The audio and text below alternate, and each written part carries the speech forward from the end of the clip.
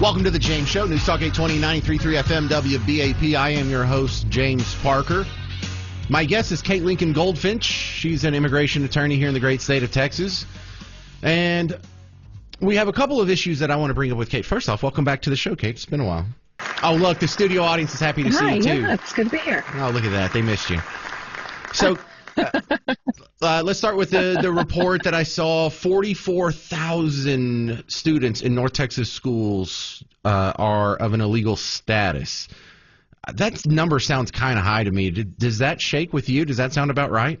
It doesn't surprise me. This is from the Migration Policy Institute. They're nonpartisan, and what they say is no legal status. So this means that these kiddos are either undocumented or they're in some type of process that they haven't turned in paperwork showing that they're in legal status. So I think it could be a blend of different levels of status in these kiddos, but also Dallas is a huge region, huge school district. I bet there are tens of thousands of students who are, undocumented or obtaining legal status. Well, I hear stories, and I don't know if this is a larger trend or this is just isolated in certain pockets where they happen to have a lot of illegal immigrants, but it was mentioned in Houston and Miami and Chicago and a couple other places that their enrollment of illegal immigrant students is declining rapidly. And now they're concerned because this affects the funding, the mechanism by which they're funded. They're going to lose all kinds of dollars.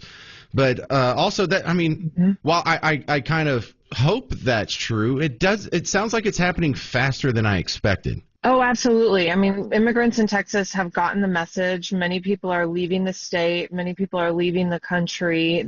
Some of them are just not putting their kids in school, and it really does negatively impact the school districts. To the tune of, millions of dollars. Just a few thousand students dropping out can mean millions of dollars of loss for the school district at a time when school districts are already really struggling. So it is bad news for the schools, and it's an indication. A drop in immigrant student enrollment is an indication that immigrants are leaving the area overall, that is supported by the data around Dallas, that businesses are suffering. A lot of the sectors are having difficulty with finding labor, like the construction sector. So definitely, what we've seen in the news and the trends are matching the data at this point, and we're starting to feel the economic impact of the immigration crackdown. Kate Lincoln-Goldfinch, what advice would you have for someone who doesn't have legal status here and they have kids in school?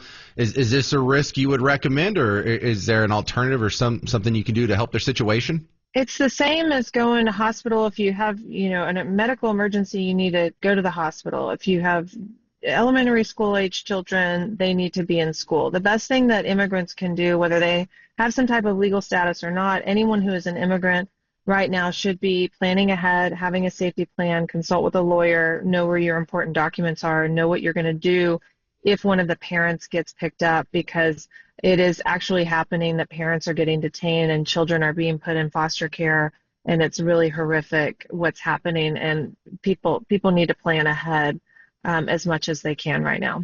Well, a lot of this stems from the Supreme Court decision that was made, I think, in the 80s that said educational services are to be offered to all children regardless of their status. Is there any chance that could get overturned? There seems to be a whole lot of court decisions that are just coincidentally going with the big trends of the day.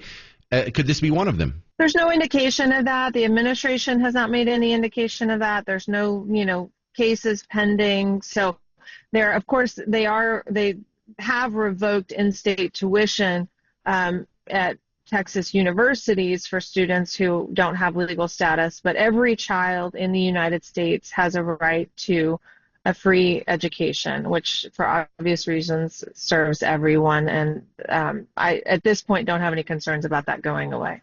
All right, Kate Lincoln-Goldfinch, when we talk about what was life like before that Supreme Court decision, was it a patchwork of different policies that were state to state, or if we went back in time, what would that look like? That's worthy of study, and I'm curious about that as well. I'm going to go back. It was before my time, so I didn't live it. I don't know, but it was a state level. There were different states offering education to different students, and it's probably a lot like what it looks like in other countries, where students, families that can afford to pay to send their kids to school do, and the ones who can't don't educate their children, and you end up with this real division in classes and sort of a permanent subclass of people who can't get ahead. And so there was some of that, I'm sure, happening in the United States, and public education in the United States is all about opportunity for every child. That is what our country is about.